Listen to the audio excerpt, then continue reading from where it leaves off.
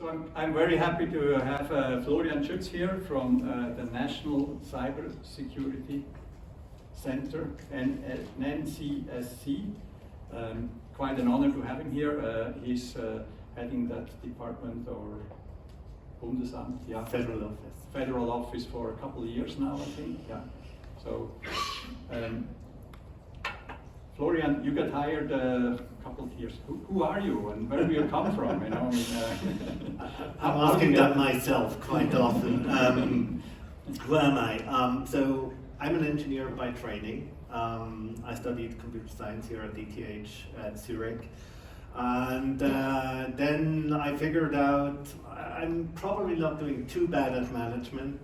So I always was interested in, balancing research, but bringing the research actually in a product or a service. And so after studying at ETH, I joined RUAG, and I figured, well, there should be something. It's a Swiss defense contractor. There must be security. Turned out there wasn't that much security, so I had to make a decision. Do I move on from here or not? I said, look, the brand matches. Military is kind of interesting when you talk about cybersecurity, right? And I had the luxury to build up a research team. Took it from there, going to skip over a couple of things, and then I had the luxury to later in my career join Zalando in Berlin. So you started selling shoes? Yeah, absolutely. I mean, they look nice, don't they? No, I'm not good at the fashion thing. The interesting thing is what Zalando taught me was how do you actually scale security? So Zalando is, back at the time, we generated around 200 gigabytes of compressed data per second and pushed it through the networks. We had an average of 3 incidents a day that were cash flow relevant. We had thousands of changes in the infrastructure every day. And that's small compared to AWS. I know some people are from AWS, and AWS is peanuts compared to Alibaba, so there's always room for more. But that's where I learned about scaling security. That was basically my career before going to the government. It's about money then, isn't it? So, and it's very quickly. It's very quickly about money. If you want a short phone call with your management during an incident, the first thing you have to mention how much money you lose every minute. That reduces the amount of questions you get. Management strategy. I shouldn't say that. I'm managing. So when you had a typical incident, Zalando, so you, let's say that took 10 minutes, half an hour, or you actually had to write new code at that time to fix the problem, or? I mean, it depends. We had different things. I mean, I said an average of 3 a day. Now that's of course, little ones. They cost 100,000 euros. It's not that important. So there it's mostly about, maybe fix some code because the voucher numbers were predictive and could be manipulated. So you need to re-implement. But the real ones are when they cannot order stuff. That's bad. So there's like 1 hour no order coming in, then they lose money. Oh, actually, it's 1 second. That's a problem. No, I'm serious, because the problem is, in a second or a couple seconds, right? A lot of people want to order stuff, and they can't. And what do? They went to Twitter, said, Zalando is down. No one cares checking. Everyone's going to the other shop. So, it was really, and that was interesting. I mean, we had, for example, one large-scale DDoS attack. Someone really didn't like us because we were not easy to take down, but they took down our full operations. That cost a high 5-figure number a minute. That's the phone call where it gets very short. I had a very good engineer there, and there's one important thing I learned, and something we're quite often ignorant about in security, is how do we generate business value? No one cares about security, let's be honest. This is just getting in the way. No one wants security. People want value. And so one of my engineers, he said, well, Florian, we need to block that traffic in our markets, and blocking is bad. People can't buy, we lose revenue. But let's put the form there and say, hey, you're not in the Europe region. We're not shipping outside of Europe anyways. Please tell us, why do you want to buy? And suddenly we got feedback like, yeah, I'm in the Emirates, I'm doing a business trip in Europe, I don't like to bring my own clothes, I usually order with you to the hotel, so I have my clothes. And we're a then Chinese I can company. then I can return it back right away when I'm done with the trip. Or I mean, you can try. That's one strategy. Or, with Chinese companies that say, well, we don't have enough white Jews here in China, so we buy them in Europe. We buy them through you and then ship them with our carrier. So suddenly we created marketing intelligence. My budget was growing. So, and that's the thing. And I think that's important also today in my position when we think about security. I try to encourage people not to think about the risk side only, but see where is opportunity that we can generate impact and actually benefit from that. So at some point Zalando must become boring and you got the call from Bern, or how did this work No, out? that wasn't actually it. I think I could have learned some more. Yeah, I saw that there was this newly created position, which is the Federal Cybersecurity Delegate. And the new strategy, the second national strategy there, was basically now taking everything into account, also the military and the police work. That wasn't part of the first national strategy. And the Federal Council decided there needs to be someone who coordinates all of that. And then I was thinking, and I'm like, okay, I can't just do nothing about it, and maybe I will not like it where it goes, and then I can, sitting around the table having a beer rant about how the government is doing everything wrong, or I could actually apply and say, okay, let me try, then at least I can say I tried. They're not going to take me anyways. Now they did take me. Joking aside, that was really my thought, because for me it's important. I do see chances that Switzerland has in cybersecurity, and it is a great pleasure and also an honor to actually be able to shape them. Whether I'm doing the right thing, maybe now it's you ranting about what I do, that's fine. So when I step down, it's your chance. We get to that, don't worry. So you were delegate first, and then you got the office, the federal office, and now you're the head of the National Cybersecurity Center. And it says you are the point of contact for the cantons, the business community, the scientific community, and the general public on cyber issues. But what are you doing? What are we actually doing? I mean, it's a rather broad mix, as you said. So I'm responsible for the operationalization and the development of the national strategy. That's one. And the National Cybersecurity Center, we have three pillars in that strategy. One is defense, one is crime fighting, and one is all the rest. We will talk about that. And the National Cybersecurity Center is in that all the rest pillar of cybersecurity. And I'm also leading that center. So implementing the strategy means I need, or the way I understand it, I need to talk to the economy. I need to talk to you. That's why I'm here. I need to listen what you want, because it's taxpayers' money that pays my salary, and it's my job to make something useful with that. And in a democracy as we have it, the usefulness is decided by the economy, the population, and so on. So that's in a nutshell. I'm not going to bore you with how I manage teams and people, and I mean, that. And also, I'm not going to bore you about government processes today. So national, you said the national strategy. Yes. What? I mean, that sounds really big, like it's like, okay, so I mean, where do we start? Do we have a national strategy? Or yeah, the third version actually. Third version, okay. Yes, you should read it. No, so the thing is, yes, it is a big topic. The good thing about our strategy in the third version is that it's really acknowledged also by the cantons and by economic associations and so on. So in theory, formally, the Federal Council can just say that's our national strategy and go with it. But we actually have the support of the cantons. We have the support of economic entities. We did a lot of workshops.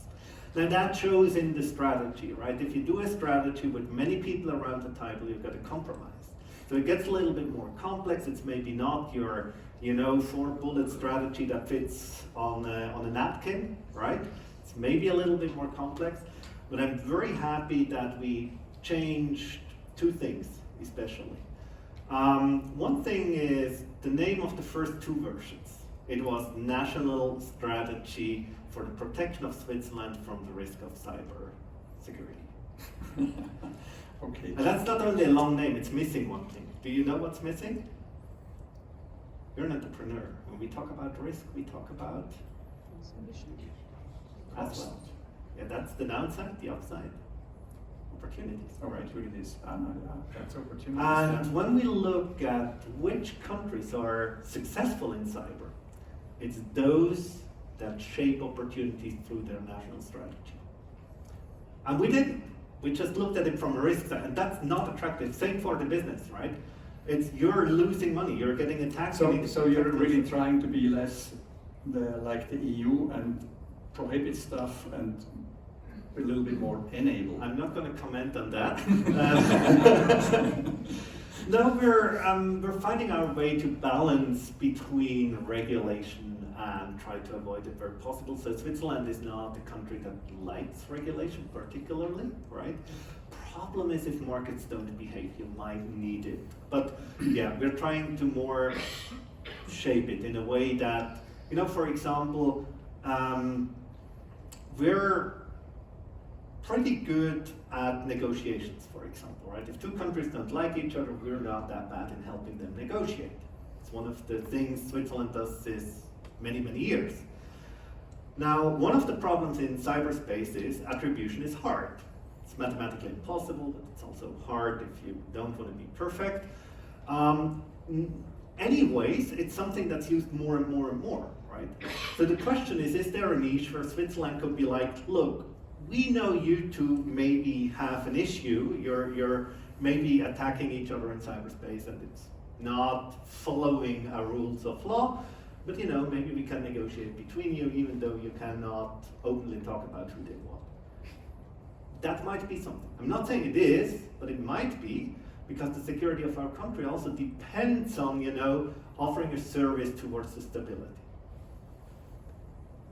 I think we're getting to the business opportunity a little bit later, but back to that. But I'm still thinking about your national strategy. So I mean, your one office. You have 20 people, 30 people. 68. 68. Okay, good.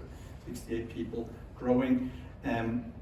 But there are other organizations within the federal government. FedPol, Commando Cyber. And they also have a say and have some ideas about what cybersecurity should be. So how do you coordinate, and who's the boss then? So that's the thing. We're a federative state. No one's the boss. I'm coordinating. That's my job. That's my responsibility. So you're the coordinator king, or? Well, I'm not sure if I already wear the crown, but I'm trying. The thing is. So yes, we have these entities, we have them also at the cantonal level, we also have, economics exposures, right? So we're talking about what would Switzerland need to be more attractive to companies? How can you foster business from here?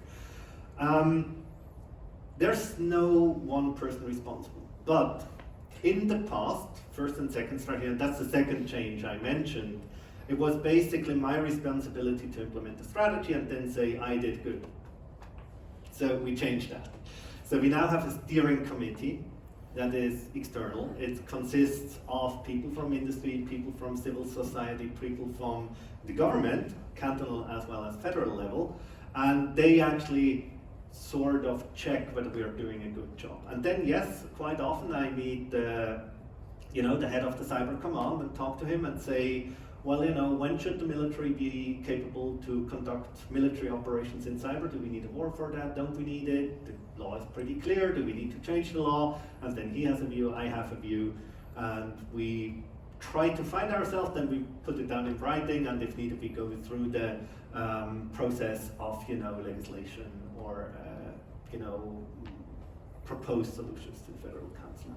Does it also that you talk to the Swiss, the Federal Intelligence Service, the NDB, in that respect? So they're also part of this? This is a circle that kind of... Yeah. Everyone has a responsibility, but there are also limitations.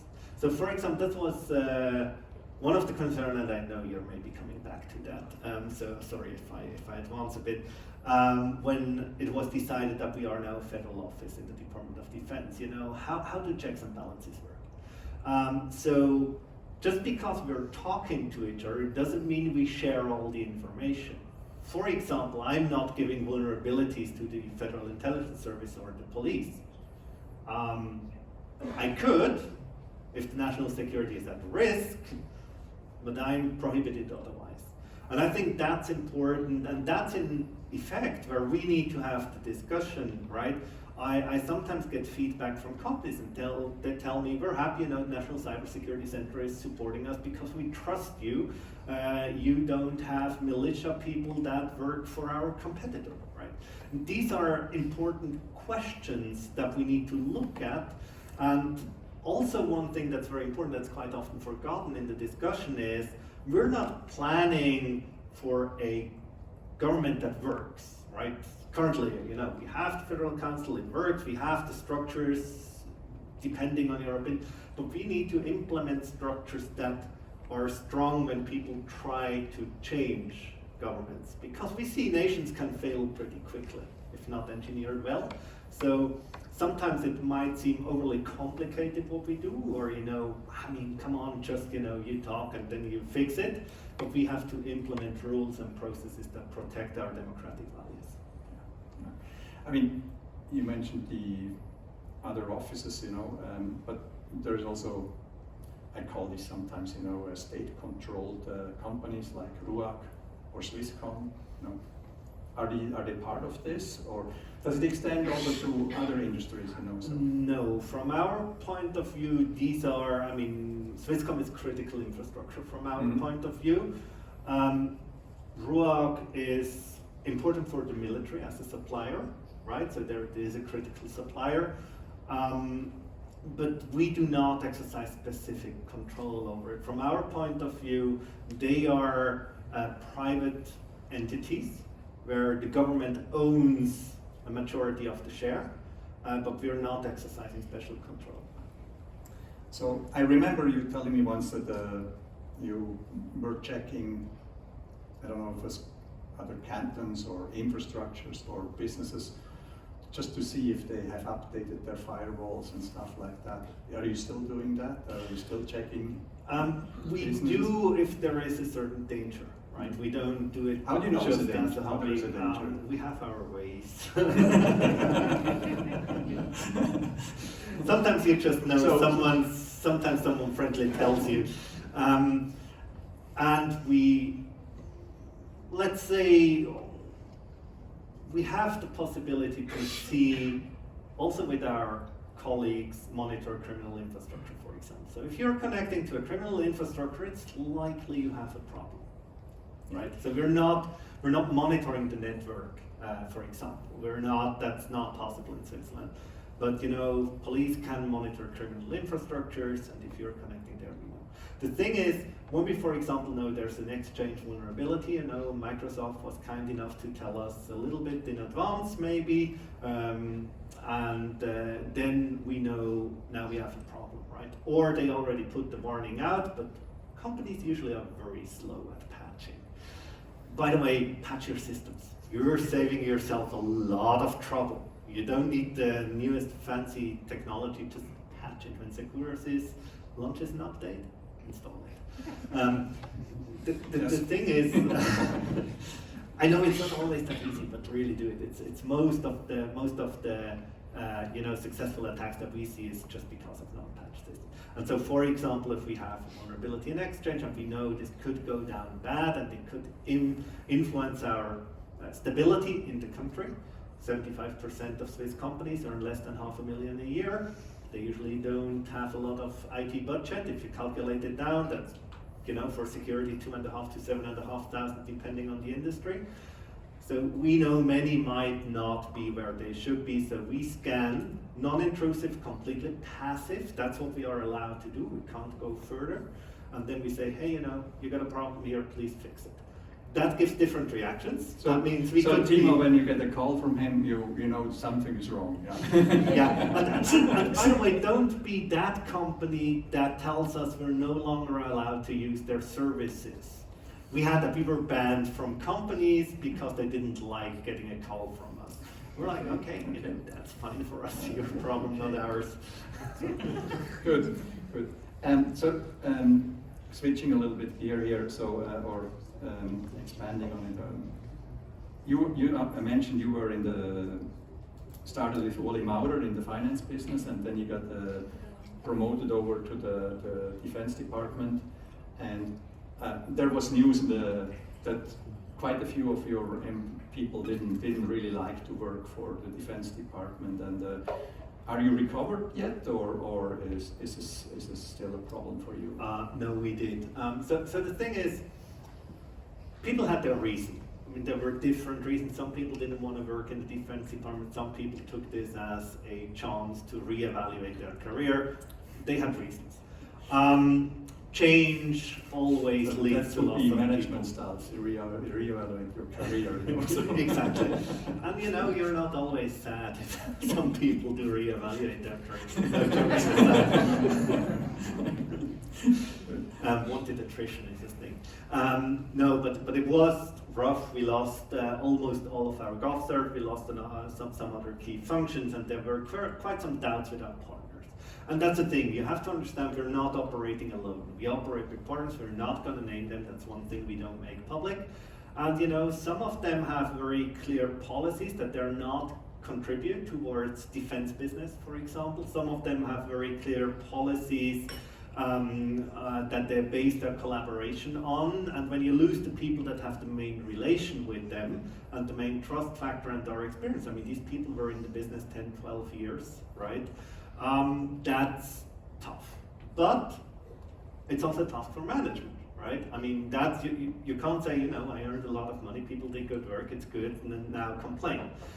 Now, we had a very lucky situation, and actually one of our members of the GovCert, Roman, decided to take over the lead. Didn't feel quite mature enough to do it alone, reached out to Monica, another one of my team leads, and they proposed they do the co-lead. Now, I'm not a fan of co-leads.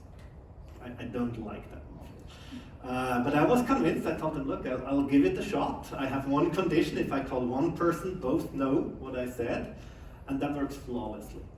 It works excellent. Monica has the talent to really, say, okay, we need to go there, be very structured, play the agenda, and Roman is really good at what he does and has a reputation. So people want to work for working with these two. And I think that shows how important it is. We also receive feedback from partners that tell us, look, your management is still the same, the employees changed a bit, some of them are still there, and the new ones, we know they will, follow the same ethical principle and so on, and I think we did good. I wasn't that sure that we would recover that fast. Of course, we still have a little bit of loss of experience, right? It's new people, it's young people, but it also brings new ideas. And one of the advantages is they're fresh, right? They come with a fresh mindset, they explore new partnerships, and that's maybe the upside. Yeah. So, one of the big events recently in Switzerland was the big conference on the Bürgenstock, and the Ukraine conference, and I think most people were thinking, oh, they have lots of guns around the compound and control who's flying in and so on. But there was a lot of action in cyberspace there. Can you tell us a little bit what was going on and what was your role there? So. Yeah, I mean, we published a report with what we can publish. We can't publish everything, but most is there. So the stuff that he doesn't say now, we can get out of him after a few drinks later. So. You wouldn't be the first one to try, so challenge accepted. No, joking aside, I mean... So what happened actually? So we had, like expected, we had the denial of service attack from No Name, right? No Name is this notorious hacktivist group that does DDoS attacks. They are pro-Russian activists, and they target mostly government website or website from companies that sort of symbolize a country, right? So Swiss airports, national railway, tourist offices, and so on. It's a collective. It's similar to Anonymous. So it's not all Russians, that's important, right? It's pro-Russian, doesn't mean it's Russian. Our intelligence service doesn't see a connection to the Russian state, so it's acting on its own. You know, they have an incentive system where they pay out the people that launch the most attacks. Now, denial of service attacks are quite boring because you can solve them by buying more capacity. It's a nuisance because it costs you money, right? But they're not sophisticated. I always say it's like, you know, climate protests on the street. It's annoying for those in the traffic jam. It's not important for national security. It doesn't matter. The thing is, though, and that was the real risk about this attack, is we feared that press would take up the narrative. Now, I'm sorry, this is going to take a minute, but it's important. Okay. So the thing is, we have a lot of cybersecurity experts, and I'm using the male pronoun here because it's all male. In the room, you know, no, so-called experts. Here are the real experts that then go happily into the media and say, you know, this was the big Russian cyber war, and this is all terrible, and it's just not true, right? So the problem is when you have a denial of service attack, press asks these people, they can't judge, they're not experts. This comes into the media and the population says, oh, we can't guarantee the security, right? That's where mood swings. That's why this denial of service attack was important for us to communicate properly in advance. So we talked a lot to media outlets, to news stations and so on. We explained to them what is a DDoS attack. We published a report.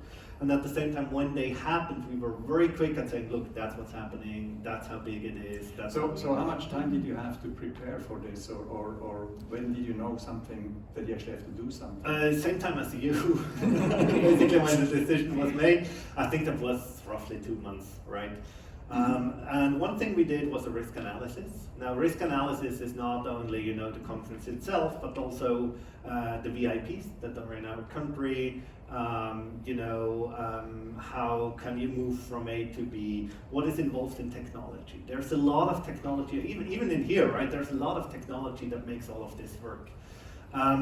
So we made a risk profile then together with our partner, right? So when I say we, I mean like we, everyone. This includes police, military, private companies, and so on. And we coordinated all of that, then we made the plans. So you were like the center of the what's going on. So yeah, we were coordinating everything. So we were making sure everyone. Or something like that? Actually, police in Lucerne had that, and we could join them. Okay. So my people were there. Boss should get out of the way if people work because of reasons. There's an interesting, I'm diverting a bit, but it's also important. There's an interesting, I was part of a NATO cyber defense exercise many years ago, and actually Sweden was leading. And then the commander entered the room and was talking to them, and suddenly for the people it was more important to look good in front of the commander who gives them the promotion than actually managing the incident. So they lost a lot of places. They caught up, they're good. But the lesson learned there is, and I gave trainings in one of my former jobs, and we measured it. If you're the boss, get out of the way if the incident is managed. That's why I don't code at Securosys. You know, I could do it so much better, but I don't. So. That's good. No, so we were in their war room. We were there 24/7. People stayed there. So did anything happen at that time? Yeah. Did any website go down?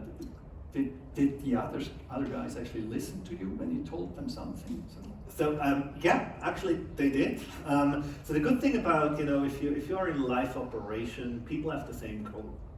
It makes people want to succeed together. And in the beginning, we had sometimes rough discussions about it wasn't an exercise, it was real. Yeah. And you know, in the planning phase, there was a lot of who is doing what.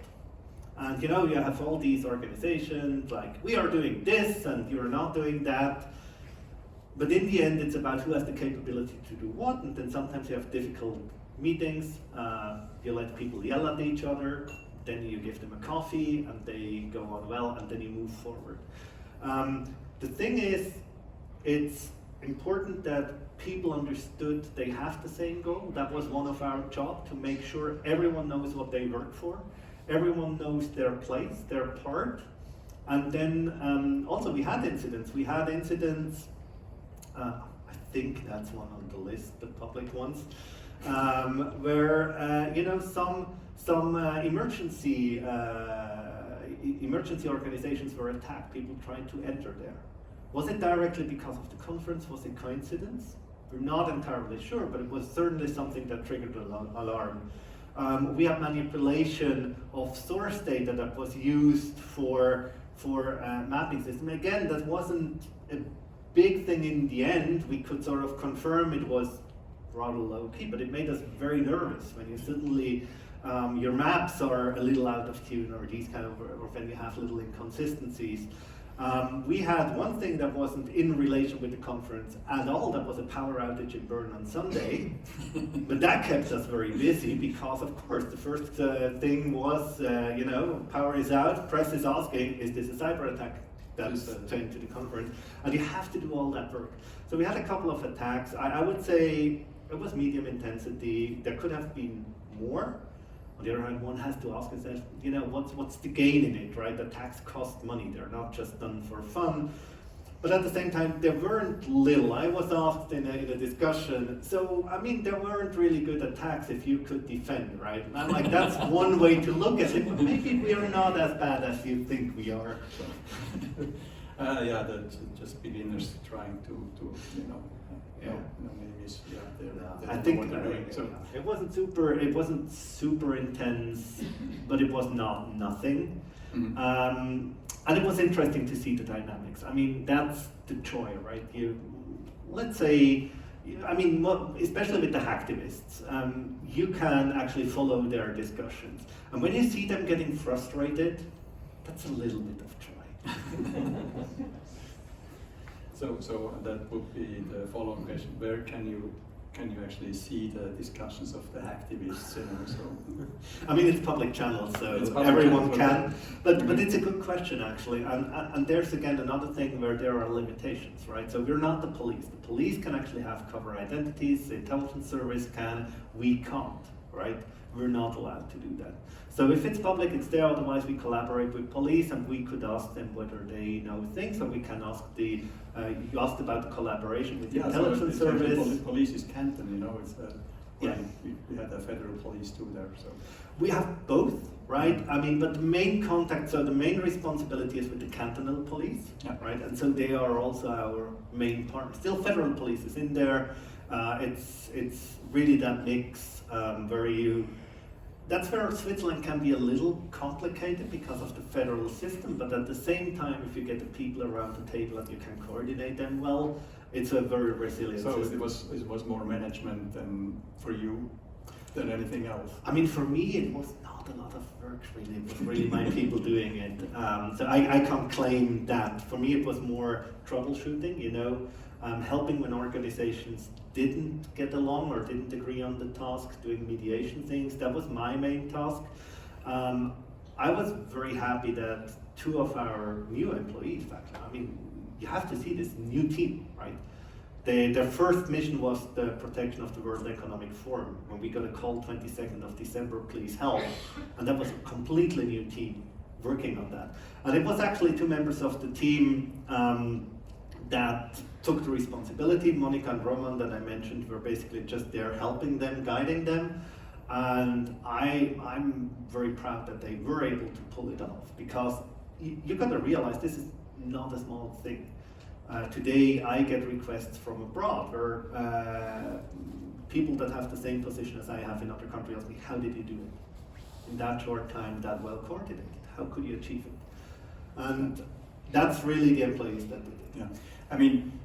This morning, Timo, I'm sorry, Timo, I'm going back to you. He talked about the SIG system, and it just works, and when you don't hear about it, it's a good thing.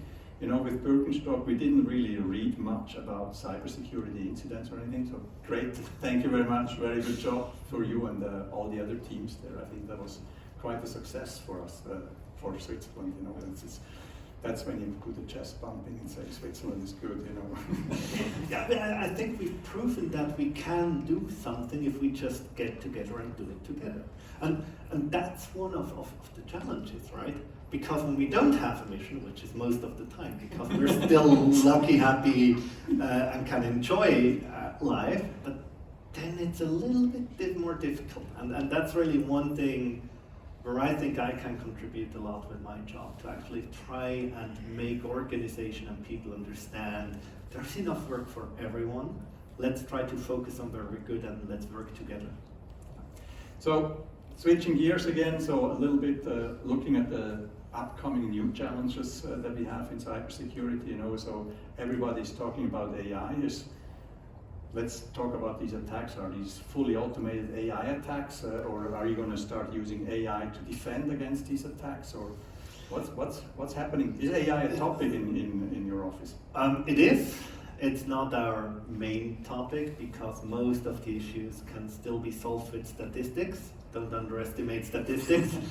And by the way, don't try to use AI if you don't master statistics. That's the problem most companies do. They talk about AI but fail at the basic math. So, okay, you're laughing. I'm not in the company anymore, so I can laugh too. No, but yes, it is a topic. I mean, it is a topic which is slightly related to cyber because cyber is the means, which is the whole disinformation. That's a huge topic. That's a huge burden for democracies, right? Where you can basically put out fake videos. So one of my employees made a fake video about me. Haven't seen it yet. I just saw screenshots. I carry a gun, so but actually they use it to really also tell others, look, it's so easy to do. We can do that on a laptop today. We don't need any supercomputer or cluster. That's one part. The second part is we see a lot of use of AI or machine learning for phishing emails. They just get better, more targeted, they scale better. And so 95% of all cyber attacks are criminal in nature. And criminals want to optimize money flow. That's good news. You don't need to be the best, you just need to be better than the person sitting next to you, because they will go after the weaker. The bad news is they are really, really, really good at optimizing their business model, and if automation, and AI is an extreme form of automation, helps them to do so, they will. They're early adopters. Yeah, so kind of related to that, and looking at you talked earlier about the Swiss business, 500,000 Swiss businesses are really small, and some of them do have their own guy doing some IT. There's also the question, should they go to the cloud or not, you know, and there is a big privacy discussions about the cloud. Do you have a guideline there for those companies, or? We have, I don't think we have an AI or cloud, I'm not sure. But on the website, you can actually check. We do have guidelines. So we have like different target groups, like, you know, businesses, private people, and so on. We have some guides where we say, that's something you should consider, or how can you do secure work from the home office? We did that when the pandemics hit. A lot of companies didn't know how to reassess the risk and so on. I mean, when it comes to cloud, I can give you my opinion. That's always good, yeah. Go to the cloud, because likely a company investing billions of dollars in IT security is better than the one investing 1,000 Swiss francs. But make sure that you have also compliance topics, right? So maybe you want to bring some sort of either own technology or technology you trust that can be used into the cloud. Now there are specific businesses where cloud is not the solution, right? Well, you know, if you're a carpentry and you need your email and your, you know, customer database, and you need to do your bills, you know, it's maybe just get an unnamed product from the cloud. You can choose Microsoft or Google or whatever is out there. That's just about 3 SaaS services that you can get very cheaply. Exactly. So you don't have to do it yourself. Exactly. But the thing is, when your operations depend on the IT, you have to think about it, right? There's pros and cons. So you have to think, what do you put into the cloud? Well, no, we have AWS here, I know that, so I can bring a story from old times when I was a customer of AWS. And there was an outage that affected us. And there was at the same time an outage in all of North America. I'm sure people from AWS know what I talk about. And we had a meeting, and I was like, you know, we had an outage because of your outage in North America. We know. So we have a problem because of compliance and separation and so on, right? How do we fix it? It wasn't a big problem. How do we fix it? The first the marketing person from AWS was kind enough to tell me, yeah, that's what all our customers that had outages at the same time think they have. When the lead engineer from AWS actually raised hand and said, well, unfortunately they're right. we looked at the data, it's correct. We had a problem in our routing. I'm bringing that example not to say that's a bad company. Actually, it's a good company if they discover the mistake and can fix it. I'm saying you are trusting your operations to someone, and mistakes that get made there as well may affect you. And then the question is, with that, do you actually, are you in conflict with some sort of compliance measurements or so? In that case, it wasn't, because it was a small minor issue. But you know, if your cloud provider does a misconfiguration and stores all your customer data in the US, and you are actually operating in the European Union, and you do not declare that your customer data is somewhere outside of the EU, you are in conflict with GDPR, which can be up to 4% of your annual revenue in fines. Who's responsible for that? The provider that made the mistake? Are you? Do you have the contracts in place? So there's no black or white answer. If you operate a plant, if you produce power, should you be dependent from an international company? Should it be national? The government has something to say about that, right? Not 100%. In Switzerland, you still have possibilities, but that's the kind of things that concern us then, where we say, do we need to regulate in the way to keep some sort of sovereignty or not? Yeah, we can probably talk another 5 hours about this topic, because in the end it's like, can you live without Microsoft or not? You know, so that's. I think we know the answer, right? You can't. You cannot. No. So, I mean, let's be realistic. How do you even want to migrate? It's maybe in 50 years, right? It's just a fact. So let's give that topic. You know, so one topic we talked a lot today about was. Post-quantum computing, you know, it's of course we are an HSM manufacturer. We built, NIST released the new algorithms, you know, the final algorithms for quantum computing. We had an event half a year ago at our offices, and you were so kind to send Paul Opliger to us, and I asked him, so do we have a national plan for post-quantum computing? And he said, yeah, we looked at it 5 years ago, and I think what we wrote 5 years ago is still valid. This is still the same. This is still the same. Did you change your position there? Or? I'm sure it's still valid. No, let me frame through. We were talking about migrations, right? And I think it's also a migration topic. And that's one where it might not be as easy to migrate, right? Replacing cryptography can be hard. Can cost you a lot of customers if done wrong. I had cases where we reverted exchanging crypto algorithms within 3 minutes, and even that was a sales loss. Yeah, because actually the most wealthy customers have old phones, and old phones do not support modern cryptographic standards. It's an issue. It can be cheaper to send them new phones than to lose them as a customer. No, but also, especially in the B2B world and so on, we use cryptography everywhere. You're more aware than I am. I think the topic with the whole post-quantum discussion is we don't know when we run into problems with the classic algorithms. Depends who you ask, right? Some people say 2030, some people say 2050, some people say never. Some people say now because they already do store now, decrypt later, you know. So I mean, again, but can you decrypt later? How long does it? We don't know. I came to the conclusion because even experts do disagree. They're much smarter than I am. Now, we can do two things with that, right? We can say we don't care. That's probably a bad strategy. Or we can say, okay, we should migrate. Now, from a national perspective, the key problem is, what do we do if it is actually feasible to decrypt, and our national critical infrastructure or our most important companies have not migrated? That's when we have a problem. Into the mix comes, there aren't that many companies that can help with the migration. So if everyone wants to migrate at the very same time, that's a problem, because the suppliers might have their books full. right?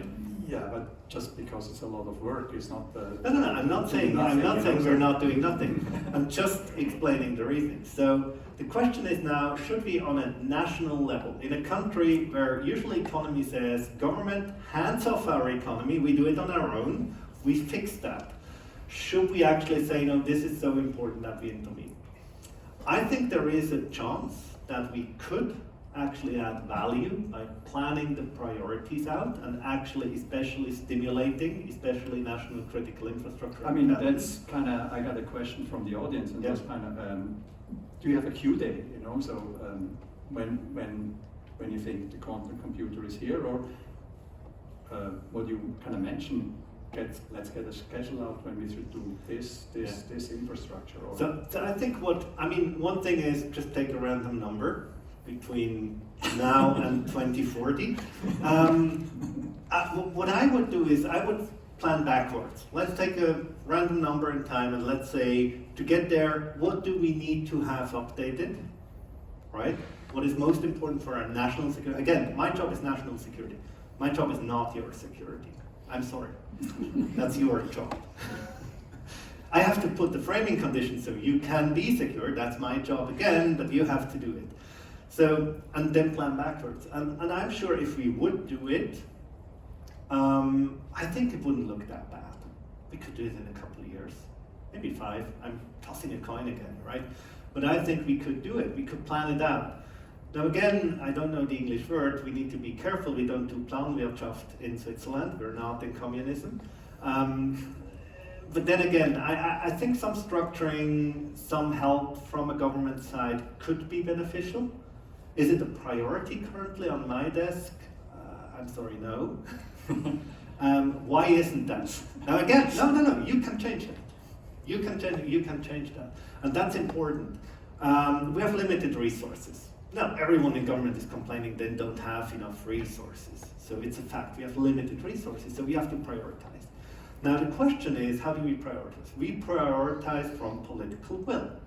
So if politics tells me, well, we have a lot of attacks, you need to fend off the bad guys, I'll say, that's maybe something I should do, but at the same time, I would invest in prevention and, then we would have less attacks, and maybe, going post-quantum is one of the things that will save a lot of trouble.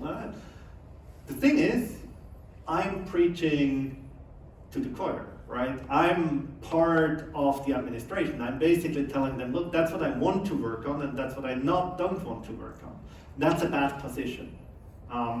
So if you actually generate political will and say, hey, that's important for us, and the economist with, for example, joins in or whoever, I think the priorities can shift.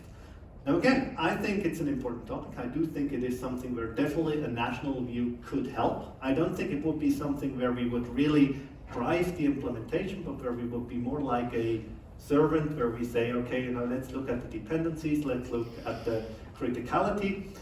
I think it would have the upside of generating some securities in the markets. I mean, besides doing Planwirtschaft and communism for everybody, you could actually have a plan for the government, just for the government to start off with, kind of. That's no longer my responsibility. That's the beauty about my job. No, I'm half joking. But the thing is, you mentioned something. So that's the other side, right? For the government itself. So my responsibility would be to say, okay, that's how important, that's how we plan it. But the actual implementation is with, we call it in German, Leistungserbringung, which is the BIT, which is the Cyber Command, which is, we have 5 of them in the national government. It's their responsibility to migrate their infrastructure into code. And of course, them again, it could help get in the budgets if there is a national priority. So my answer is, I think it could be relevant, and I would love to do something, but I need your support to generate political will and to make sure that we can actually invest the time and the money that we need.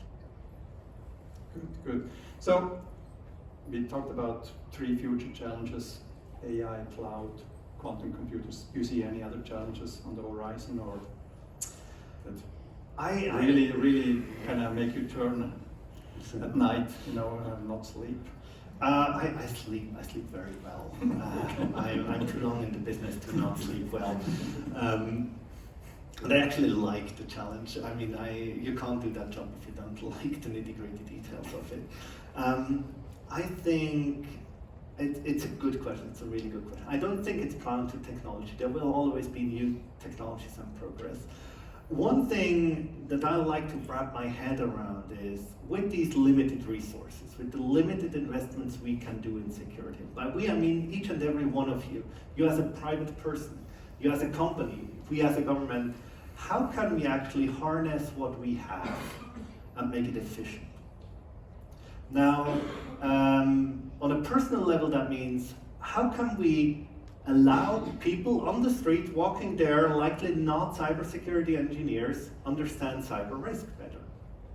How do we, as a child, you learn how to cross the street, you're taken by the hand, you cross the street. You get older, you say, well, I now know a car is coming, it's probably not wise to walk, right? And then you get a little bit older and you get like me and you're like, yeah, it's red, nothing's coming, I go, right? I can take the risk, and sometimes it goes wrong, then I get hurt, and if police sees me, I get fined for breaking the law, right? But I can make that decision as an adult. And in cybersecurity, there are so many people at all age, the age doesn't matter, that are insecure about the risk involved. They don't know what does it mean to supply my information there. Same goes for companies, right? And so the question is, and that's one of the strategic pillars that we decided for the national cybersecurity, how can we make risk more transparent? How can we collaborate? Another thing that goes in that area is, and I'm coming from e-commerce, right, so I'm biased, but I do believe we should have a national platform. So we have a national platform for critical infrastructure where they can exchange ideas and where they get warnings about threats, but let's multiply that. Why can't you go to Google and you get the recommendation of the search result and the ad that is targeted towards your needs, yet you go on a government website and you don't find anything that is relevant for you? Something's wrong, right? How can we change that? How can we ensure that the CEO of a company, if she logs into our website, she sees, well, that's my market, that's the risk in my market, that's the measures I've taken, that's my residual risk, that's the priorities, that's what I should plan as future investments. And when the engineer from the same company goes there like, this is the newest blocking list, and has indicators of compromise and so on, and they don't need to do a lot of management overhead to align with each other. Sounds like a request for more budget from your side. No, not necessarily. I mean, the question is, do you want it and how fast, right? We are developing it, we are doing it. We just launched a new pilot where we work with partners from industry, where we get data about incidents, and we're not, one of the things is, and that really, it doesn't keep me up at night, but it bugs me. We in security, we became so narrow-minded. We're looking, oh, technology, oh yeah, you know, Log4j, we have a vulnerability, everyone has to work during Christmas period, but you know, 3 developers that develop in their free time can't possibly be correct, right? The aviation industry showed us, if we think business, how to do it. We wouldn't say, oh well, engine plane fell down, let's build better engines. That's not the approach. The question is, was the engineer checking the engine actually tired? Why? How's the work climate around it? Look at it in larger quantity. You would never walk over a bridge that an engineer built. It would just fail. We're building really bad software. Yet at the same time, we say, you know, we need more security people to take the hand of the developer. I'm sorry, that doesn't compute. A developer needs to understand the security aspects. A car mechanic needs to understand the car. And there's a huge chance for Switzerland if we start to embrace the topic from a business view. If we bring it into the apprenticeship and everything, we can build a workforce that can provide a lot of value in a highly digitized world. So it's less a very than more a passionate topic, and we're very likely to fail, but hey, you know, if we always succeed, we tried, we didn't try hard enough. I mean, this goes a little bit into the business opportunities, you know, for Swiss companies. I mean, I think you spent quite some time in Israel also. That's one of the countries that's known for a lot of cybersecurity businesses. Can we get here to something similar? I mean, yeah, you know, I mean, we're one of the few companies far in between here in Switzerland that has actually products and not just selling something from some other country to our customers. So I absolutely think we can get in a similar position, but we have to understand it's a very different environment, right? I talked about strategies that embrace opportunities. I maybe, if it's okay, I take a minute to talk about the Israeli strategy and what they did right. is they were attacked. One of the first incidents was an attack from presumably Iran. It's always presumably, right? From presumably Iran on the power grid in Israel. So they said, oh, we need to defend ourselves. Now that costs money. The problem is you already had 100% tax on luxury good. A car costs twice as much because there's 100% tax because that money is used for the military to defend the borders because they have neighbors that don't like them, right? So they were thinking, okay, now we need to invest even more money. We can't increase taxes. What can we do? Well, you know, everyone has to go to the military, men and women.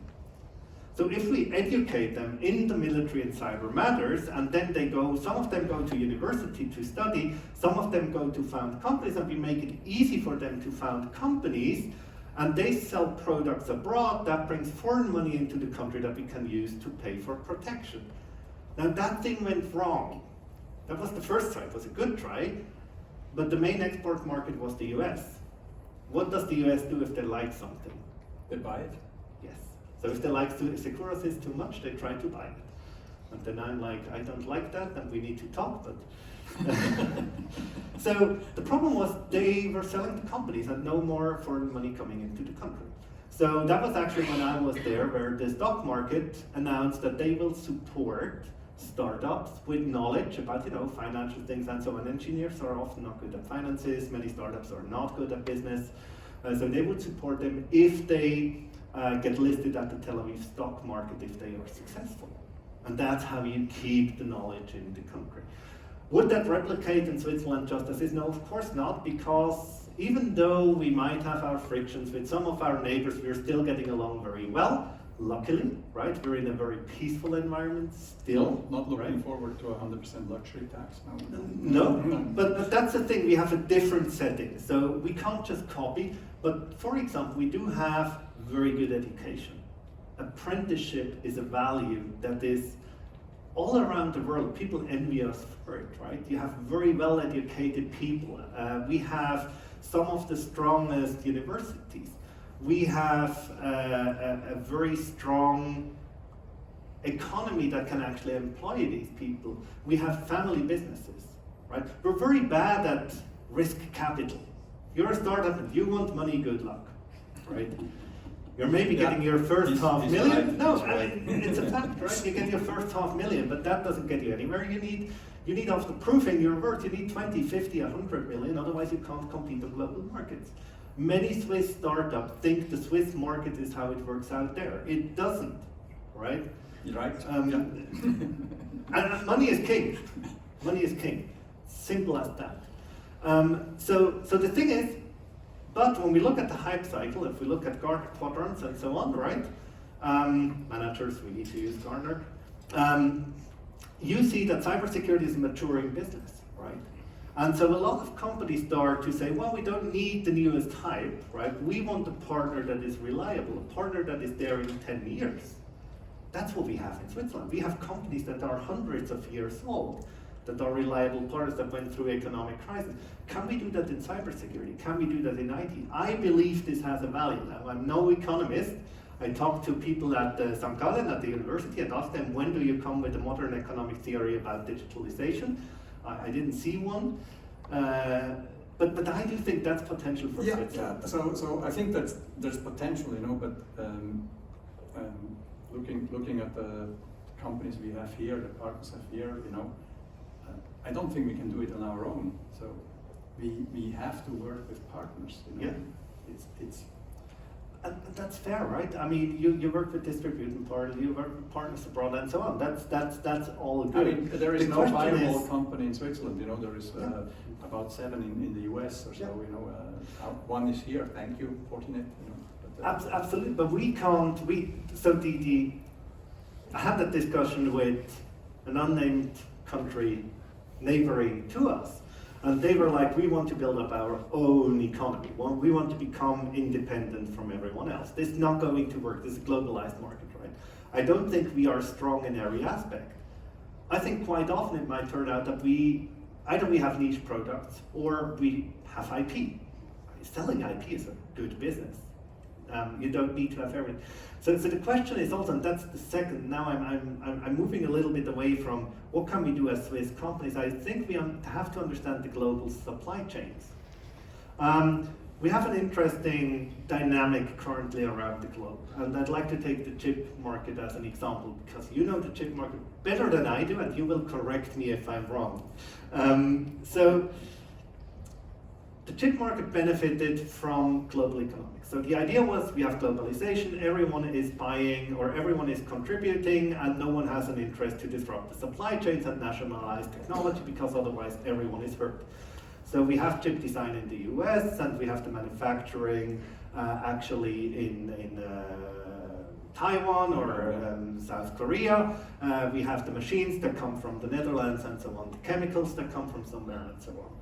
Now, the thing is that changed. Geopolitically, there's a trend towards regionalization. So countries try to insource some of the capabilities. Now, whether that works or not, we don't know. It leads to conflict. At the same time, it also generates opportunities. If you understand the supply chains and you are at the right place in the right time and you can supply something, there might be room for it. And that's what I mean. I'm not saying benefiting from bad things. I'm saying understanding how goods are delivered and which needs to go into. And cybersecurity is exactly one. Which technology is trusted tomorrow? Will we trust Swiss technology? Likely, there's a chance. The Swiss flag is still a value, right? Yeah. I mean, in Switzerland at least. In Switzerland at least, but also abroad. Let me tell you, also abroad. The discussions I have with other nations, they have a strong trust in, because they know we follow the law. That's important, right? We have laws and we follow them. Democracy, the democracy that we have makes us follow certain laws, and if you don't follow them, you get punished. And that makes you calculatable. It doesn't make you the fastest innovator, but it makes you reliable. And I do think there's chance in that. Yeah, now, so again, that's just me rambling. So I was just going to challenge you on being not the fastest innovator, and we think we're kind of an innovator here at Securosys. But I just checked the time, we're already talking for 1 hour, so I have plenty more questions. But by the way, I didn't say individual companies can't be fast innovators. I said our economy isn't strong for fast innovators. So Florian, thank you very much for this discussion, for coming here. One final word for everybody. You know, I mean, the questions I quite often is, how can I myself protect myself against cybersecurity threats? You have like 3 little things everybody can do. Yeah, update your systems. Also privately. I just don't tell anyone, because I'm working on some code, and if I update again, I know the chain is broken. So update your systems. Use 2-factor authentication. Most problems are because you don't use 2-factor authentication. And the third one is, estimate the risk. Don't be scared. Estimate the risk. And if you say, well, it's high risk but potentially high reward, go for it. And if you lose the money, you lost it. Yeah, maybe a fourth one, if I may. Don't be arrogant. Now we all laugh about, these things where these African princes that send letters and so on. So the phishing email. Yes, you will fall for it.